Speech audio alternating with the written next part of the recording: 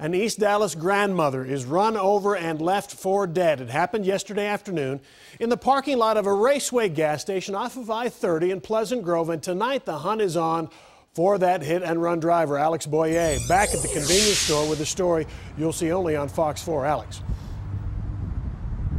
Yeah, Steve, it happened in the middle of the day, much like today. Now, Edith Page was walking out of this gas station with food in hand. She was crossing the parking lot back to her car, which was parked back there at one of those pumps, when a pickup truck slammed into her and kept on going. Tonight, her kids are talking to Fox 4 and hopes that runaway driver will get caught or turn himself in. They hit you and kept going. Drifting in and out of consciousness, 58-year-old Edith Page is on the slow road to recovery. I love you. Page, who was just released from the hospital this morning, doesn't remember getting run over in the parking lot of the Raceway off I-30 and Jim Miller Road. She got bones broken up in her face. She got bones. Bruises all on her legs, arms, eye.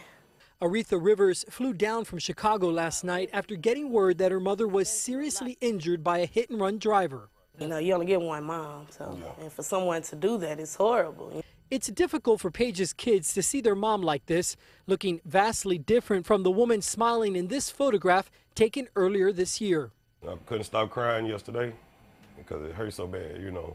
You see your mama get tumbled down like that. According to Page's son, who watched the gas station surveillance video, Page was walking back to the pumps when a newer model silver Ford pickup truck with chrome rims cut through the parking lot, hit her, and kept on going.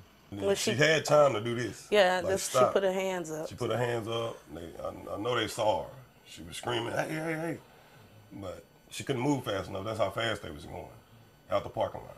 Elvis Morgan says the video shows his mom got caught underneath the passenger side front tire and fell backwards, smacking her head on the pavement. Oh, it hurts me real bad because they kept going. At least they could have stopped.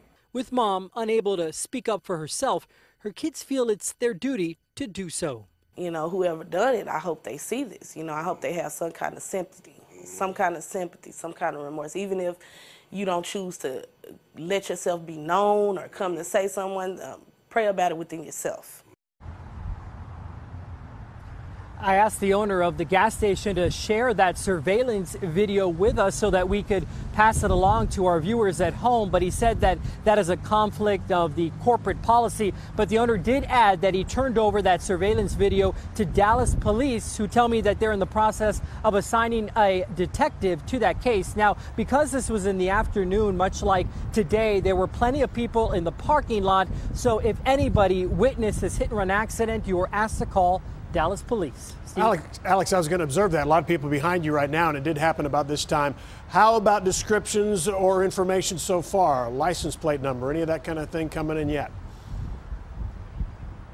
Well, I talked to Edith's son, who again looked at that surveillance video, and he tells me that based on what he saw, he was able to get a vague description of the driver of the car. He says that the driver is either a white or Hispanic male with blonde hair, but he did also add that the truck had a temporary tag in the back and that in the front there was a red dealership plate. So two things to keep an eye out for. Again, that silver pickup truck that had chrome rims on it, a Ford pickup truck, had a temporary plate in the back and then also some sort of red dealership plate in the front. Steve? Okay, Alex Boyer, thanks.